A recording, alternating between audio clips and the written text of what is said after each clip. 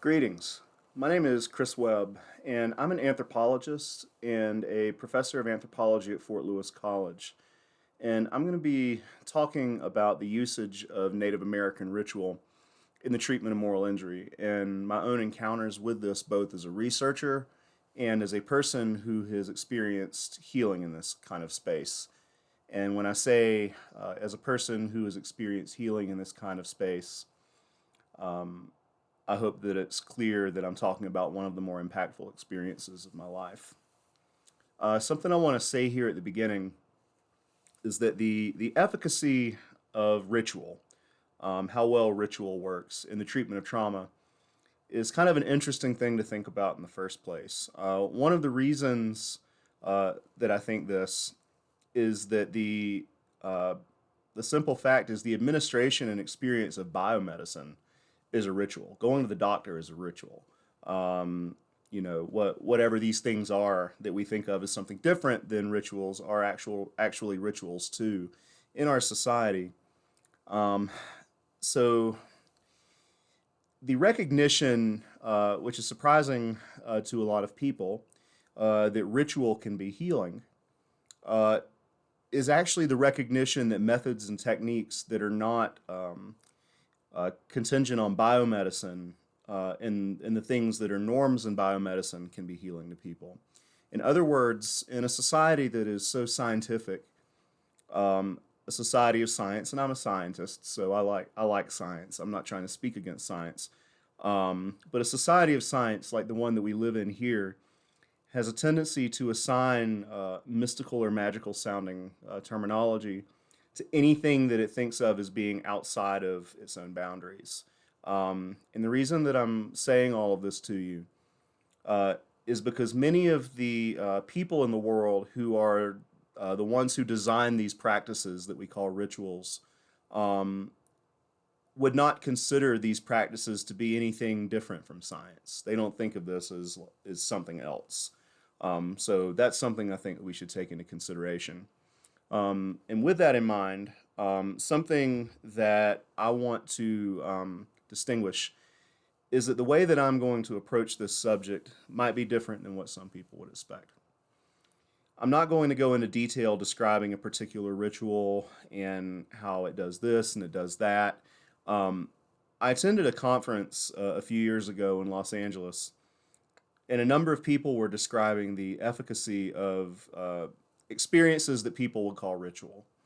And in response to this, a very prominent clinician and historical scholar of PTSD and moral injury who was there was compelled by what they saw, and they suggested that a clinical approach to diagnosis, they suggested that we try to find a way to have a clinical approach to the diagnosis and prescription of, for example, drumming to address moral injury. And this is not what I'm going to do, and this is not the approach that we're taking here, which I think helps us get to the point of why the rituals that we're interested in, that we're going to talk about here, are able to do some things and go some places that clinical biomedicine has not really been able to do.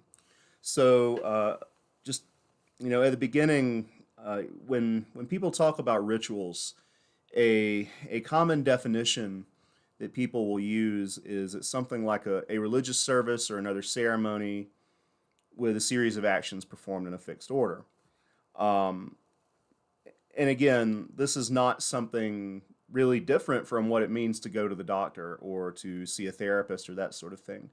But we feel like we're talking about something else when we talk about using or experiencing ritual to heal. Um, so there's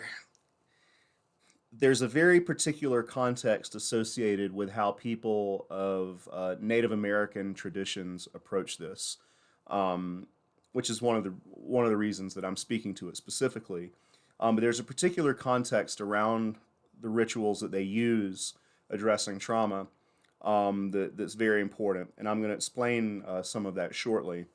Um, and we're also going to be having a conversation where we're using an anthropological approach of trying to look at these things. I'm an anthropologist, so that's how I'm going to approach it, but I think it'll add some clarity to how we're trying to see it. So I'm what you would call a medical anthropologist, and I'm also a war veteran. I have physical combat wounds and associated disabilities with that, and I also have a PTSD diagnosis. And this means that that the pursuit of my own healing in these ceremonies that I participated in has a lot of anthropological analysis in it. So medical anthropology is a subdiscipline of cultural anthropology, and cultural anthropologists study human culture, and medical anthropologists study the culture of medicine. But this also includes forms of medicine that are non-biomedical.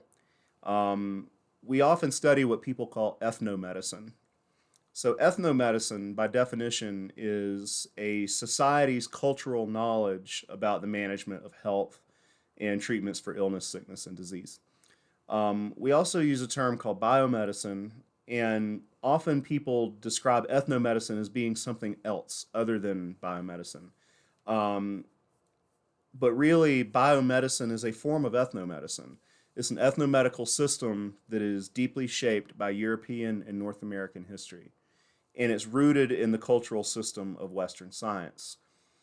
This is um, this is important, an important thing to understand because we're talking about the systems that we tend to use to address trauma, uh, PTSD, whatever terminology you want to use, are from a an ethnomedical system called biomedicine that is deeply shaped by European and North American scientific systems. And we should consider that this is also the context within which a lot of the traumas that people experience occur. And a lot of times when we're getting into a more complex discussion about trauma, and we start talking about things like moral injury, the context that produces, a traumatic kind of experience that we call moral injury are often things that are associated with um, European and North American history and the way that culture and history happens in North American and European society, which is also the society that produces biomedicine, which we try to use to heal these kinds of things. And, obviously, a lot of people have found some limitations there. So, tying that back into me, when I got back from Afghanistan, I was an infantryman with the 10th Mountain Division. I did a tour in Afghanistan. I was wounded in combat and ended up being discharged from the military, medically retired due to my wounds. When I got out, I was having a pretty hard time. This is an experience a lot of people have had. It's not super unique. Um, I got out of the army, and the times just weren't good for me. In that time, I was diagnosed with PTSD, and I started to go through the typical kind of conventional evidence-based treatment regimens that people go through when they're diagnosed with PTSD. And there were a couple of observations that I made. One of them was that absolutely every single thing that was going wrong in my life at that time was understood and explained to me in the context of PTSD, post traumatic stress disorder. PTSD was the lens that was given to me and used by everyone around me to try to make sense out of all of the struggles that I was experiencing in my life in that time. The second thing that I noticed was that while the PTSD diagnosis and treatment did me some good, I did experience some improvements going through the therapies and such that I experienced for that. But I noticed that it didn't address everything. There were things that were just not dealt with in that context. And my logical hypothesis was that I was experiencing a lot of suffering that was not PTSD, but that PTSD seemed like it was the only lens that my society was able or willing to use to manage that experience for me.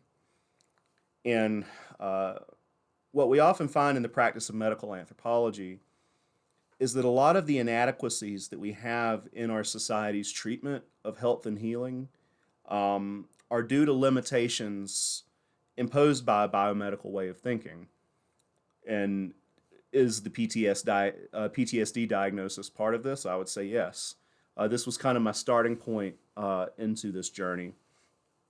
So, taking you to the site, the place where I went and did work on myself, and also work that was research for anthropology too.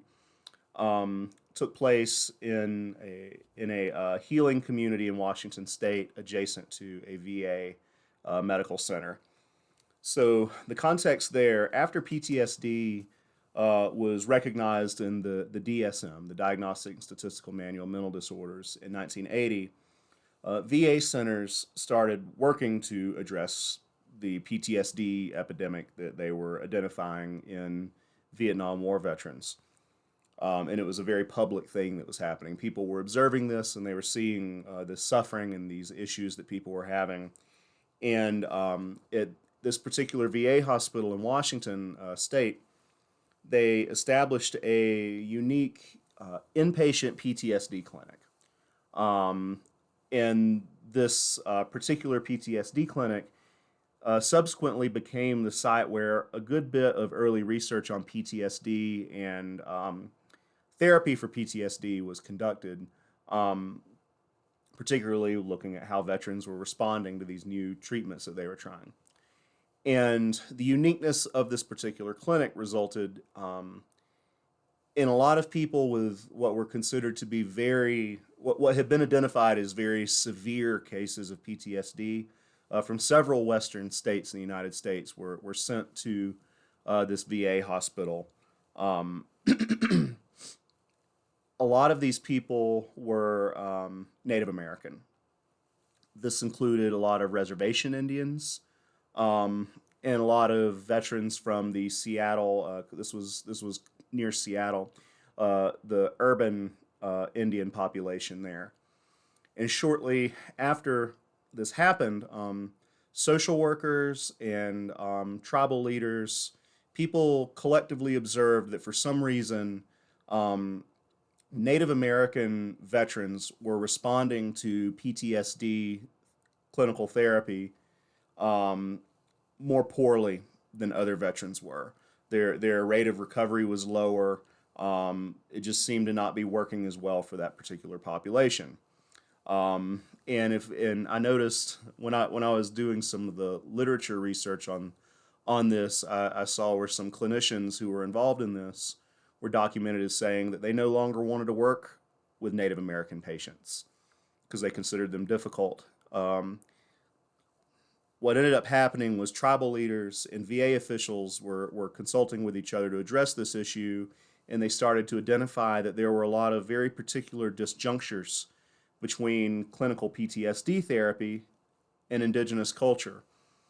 There were a lot of things like hundreds of years of colonial violence, top-down power structures that you see in Western clinical practice that kind of doomed doctor-patient relationships with these Native American veterans who had been diagnosed with PTSD. So at the time, there was this idea that Native Americans were people who belonged to so-called warrior cultures, and that context was distinct from what a lot of soldiers, like non-indigenous soldiers, experienced. That was what was being said at this time. So during a series of meetings with American Indians, where hospital staff traveled to reservations and cultural centers to discuss these issues, people started to notice things like our presentation style is different. There's a lot of stuff that's just not the same as the way that Native Americans do it. What ended up happening was tribal leaders made the argument that they should be able to use their own purification and healing rituals within the VA is a healing is a service provided to veterans. Um, there is a lot of controversy with this for a number of reasons that we're not going to go into, but this was eventually approved, and they started to provide this. They made space available. They identified a sacred space and started to have spiritual Native American spiritual leaders from the area conduct rituals for veterans, for Native American veterans. In the earliest iteration, they tried having an all Native American cohort in the inpatient PTSD program, and there ended up being a number of issues associated with that too. The really clinical administration of this just kind of created some issues, and it wasn't working at first. But one thing that was taking place there, and at the time it was seen as sort of to the side, was they were holding sweat lodges, and the sweat lodges in this earliest iteration were seen as something distinct, something else. Like, we're doing our therapy here with Native American vets, and sometimes they want to go do a sweat lodge thing over there, and that's fine. Um, but what ended up happening after a period of time was this started to be identified as really where stuff was happening, and where you know people started to feel like good things were taking place that hadn't been taking place elsewhere in clinical therapy.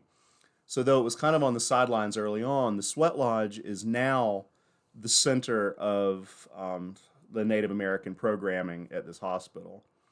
And nowadays, basically every week there is a sweat lodge or there is a talking circle ceremony that are held there on the VA premises. That this is a thing that continues and is regularly done now, and is pretty much all that's left from the original attempts at doing this, but is really the thing that is still there because it seems to be doing something that nothing else was doing. So for me to be able to experience this for the first time, it was my own PTSD diagnosis that gave me access to the site. I reached out to the elders who conducted this program, and they were like, if you're a veteran with PTSD, you can come and do this. You're entitled to experience this.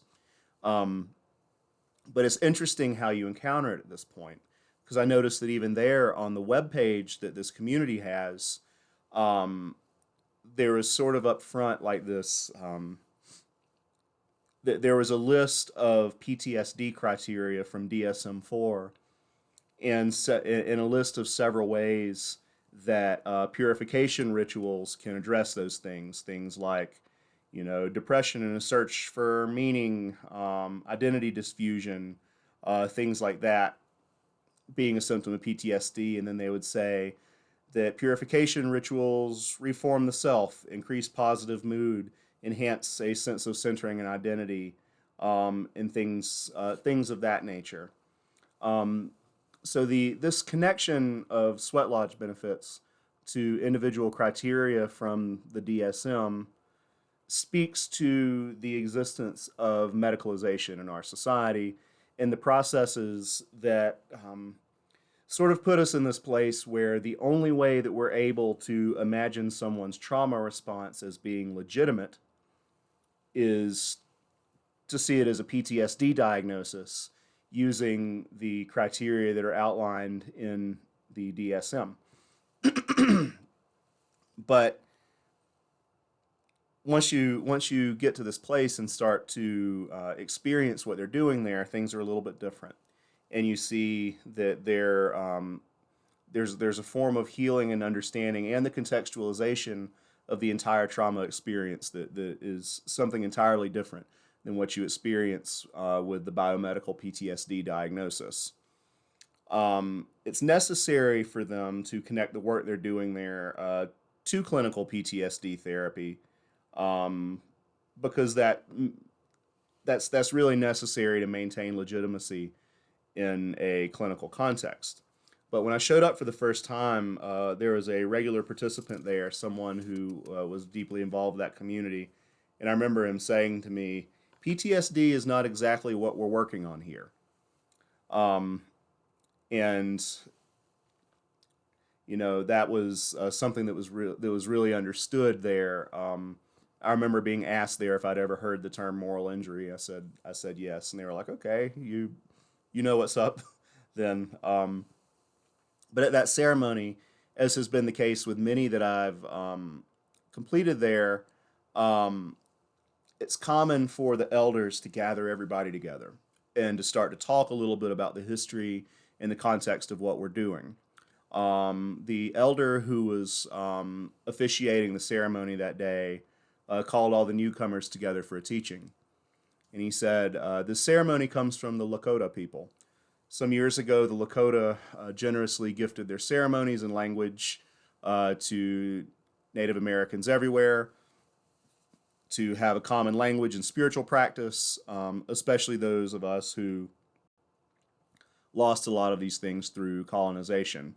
Um, and I was introduced during this conversation to the term that they used there, which was Iwayazanazuyeya.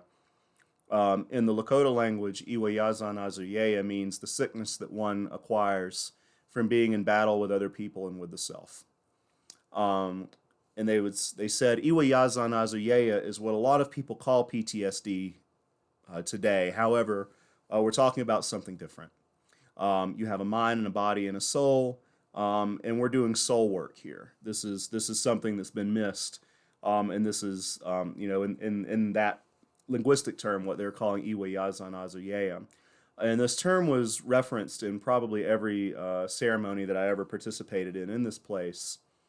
Um, and at that first ceremony, I didn't really perceive the importance of the distinction between Iwayaza Nazuyeya and PTSD.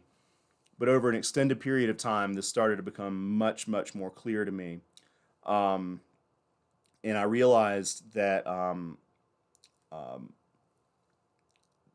there's a lot of very specific work that's being done. Um, and, I approached the ceremonial elder who has been officiating these ceremonies for decades now in that place. A man named Mike who comes from the Blackfeet Nation, and I'm gonna read a quote from him right here, where he explains the ceremonies they do within the context of our society and why it's different and how it works. So Mike said, "There's a lot they can do nowadays that wasn't on the radar 30 years ago. And many years ago, I was asked very often how I or we deal with PTSD when we're helping with veterans. Realizing that PTSD is a diagnosis of symptoms, I felt that time needed to be spent on an explanation of the difference between diagnosis of symptoms and sickness as a result of diagnosis.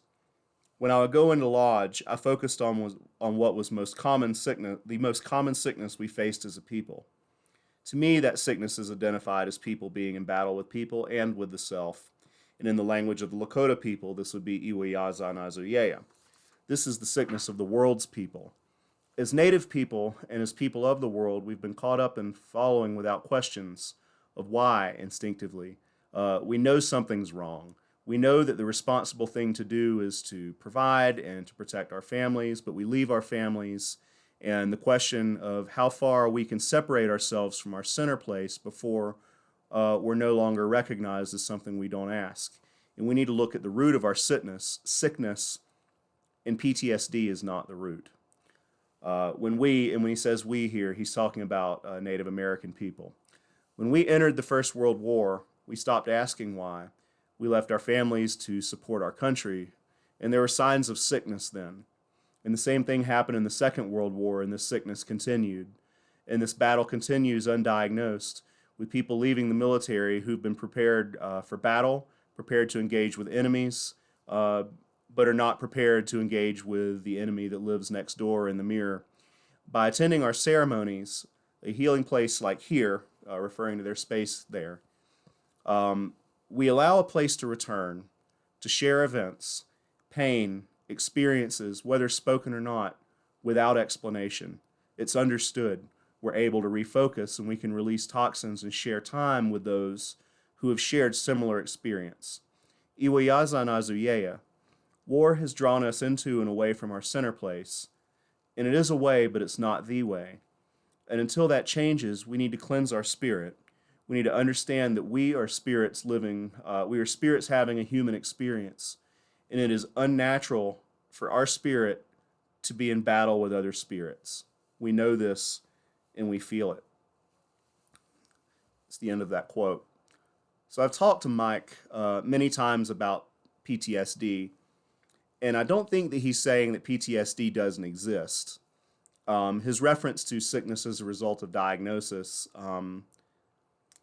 is talking about the his attitude towards the mass diagnosis and conflation of complex and diverse forms of suffering as PTSD that happens in our society.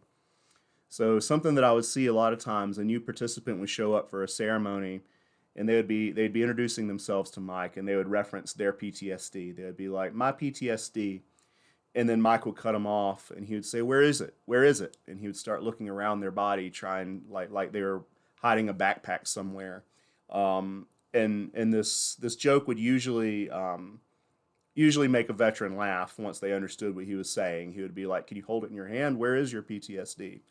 And this is like kind of exemplary of native humor in a way that I don't know how to put into words. Um, but Mike described that people go to the clinic and are diagnosed with PTSD and are led to believe that they have a thing. There's an object that they have, and they're given a list of symptoms and criteria in the DSM, and this becomes a thing that they have to carry with them, that takes away the ability to understand other ways that the soul has been harmed. So, speaking to medicalization, there's a tendency in our medical world to fragment things, to try to break stuff into lots and lots of pieces, these diagnoses, subdiagnoses. And what I've seen in Native American ritual is almost the opposite of this. An opposite of like trying to create more and more and more clinical conditions and way of understanding things. Um, Instead, there is a goal that's given: balance, centeredness, and these things are seen as something to work towards, to experience if you're someone who has what they call Iwayazana Zuyeya. And Mike and others there teach that European society, North American society, in the modern world, aspire to an unrealistic model of wellness, where people don't understand what it means to be centered. We think that we need to get better and better and better, and live in a world where we have unrealistic and unnatural expectations for what it means to heal and for what it means to get better. Um, but you know, their approach to things is pretty different there, and I had some issues myself when I showed up. I used to an encounter I used to have was I would go to these ceremonies, and I felt like my status as a white anthropologist in Native American space was problematic, and I felt very self conscious about it. And they would always say to me, "Let it go. Just let it go." They would say, "You have a scientific mind. You're trying to see different sides of things, but sometimes you're hurting yourself. And we have something good for you, and it's here. It's a healing. Come and take it." And that is a thing that is built into the way that these ceremonies are conducted. That introduced a different level of understanding and forgiveness of myself that I had not experienced in clinical therapy. Which, for whatever it's worth, clinical therapy never like tried to blame me for being a white person, but there was a pretty heavy dismissal and inability to talk about what was there. And I found this situation much more healing. And something I want to share as part of my experience here at the end was a conversation I had with another elder who was talking to me about, from his perspective, what the sweat lodge ceremonies and other things that they do in this place, what's being accomplished. And he told me, and he was addressing me as a researcher, and he said, "You need to adjust your research agenda. Your project's really about, at its most fundamental level, a kind of violent, toxic masculinity that was cultivated in European culture. And there's a wreckage that's sown into colonized peoples, but also into the bodies and souls of Europeans. And Europeans means American people of European descent as well." And he said, "The soldier and their trauma are something we're allowed to talk about as a society, but we're forced to do this under inadequate terms.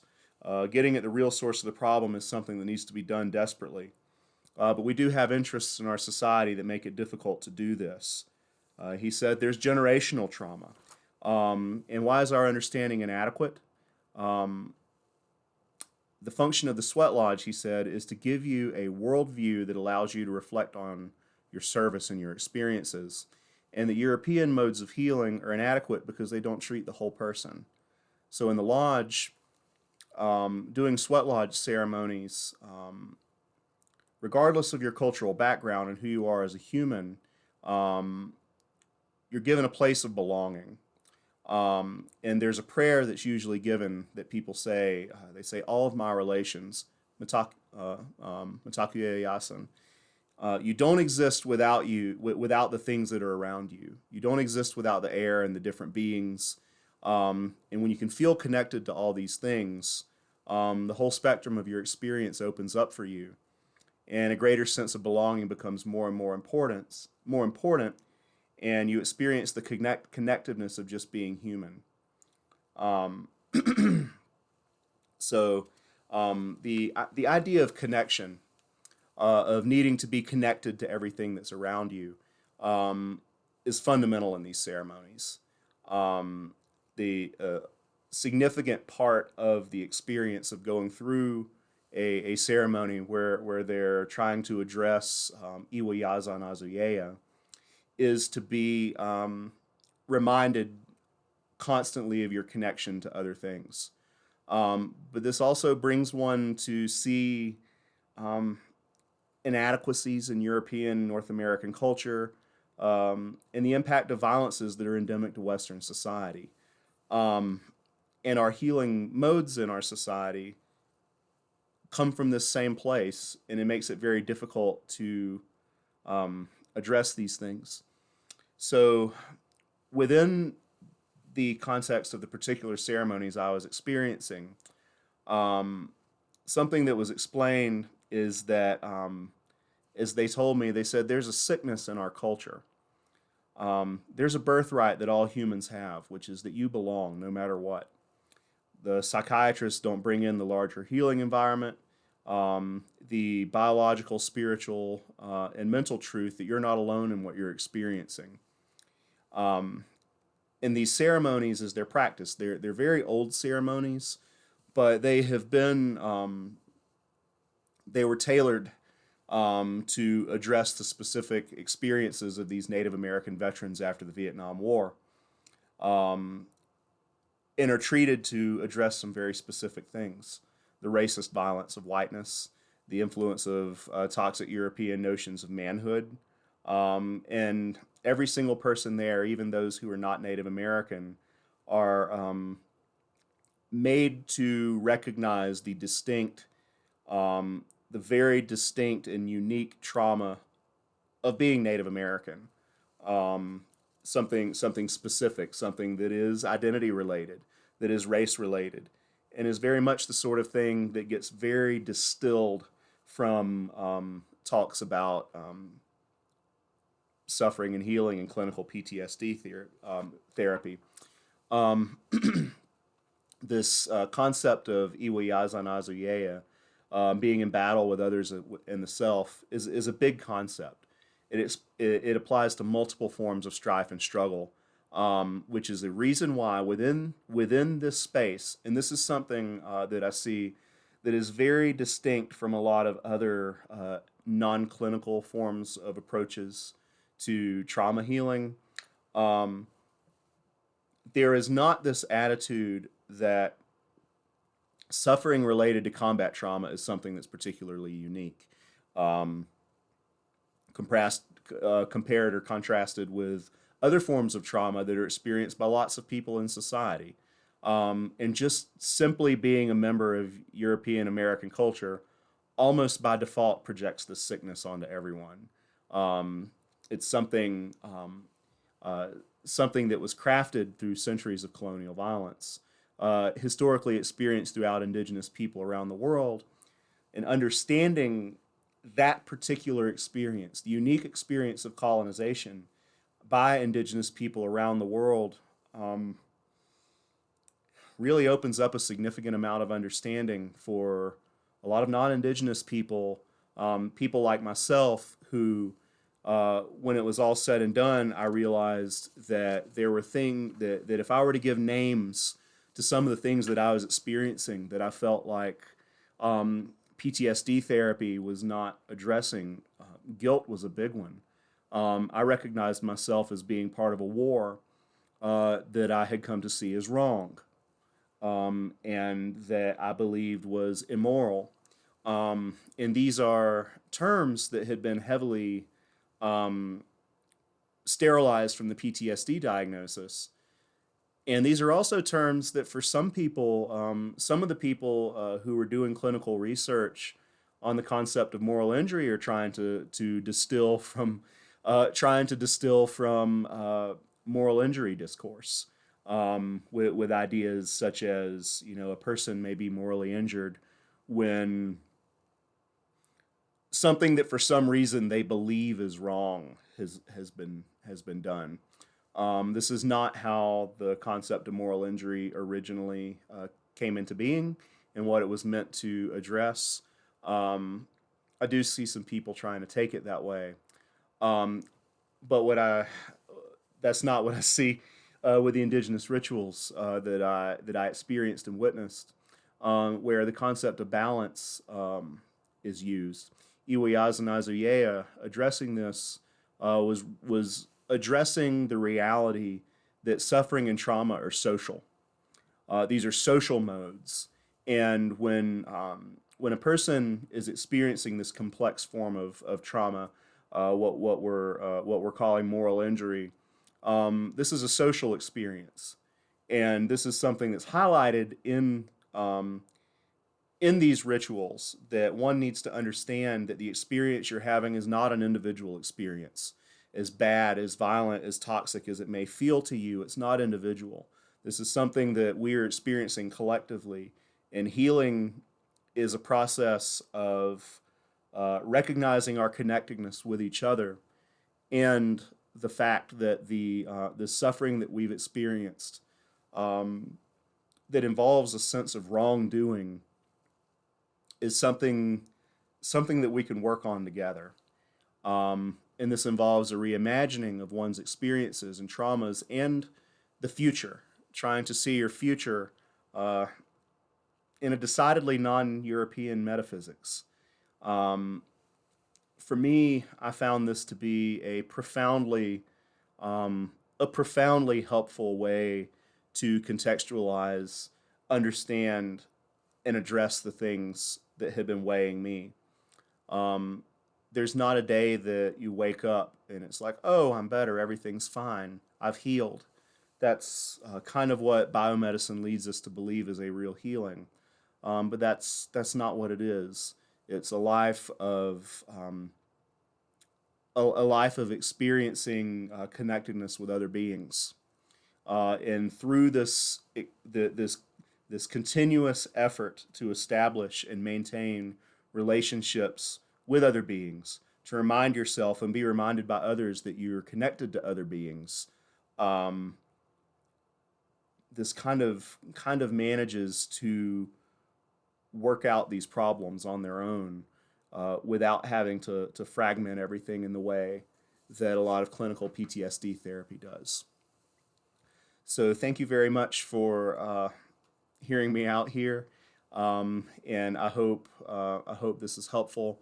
and insightful in terms of how suffering from complex forms of trauma uh, can be addressed by Indigenous peoples, and how the experience and perspective of Indigenous peoples with regard to colonization and those particular violences um, can be good for everyone, especially maybe even people who are experiencing suffering as a result of having committed colonial violence. Um, but thank you. Take care.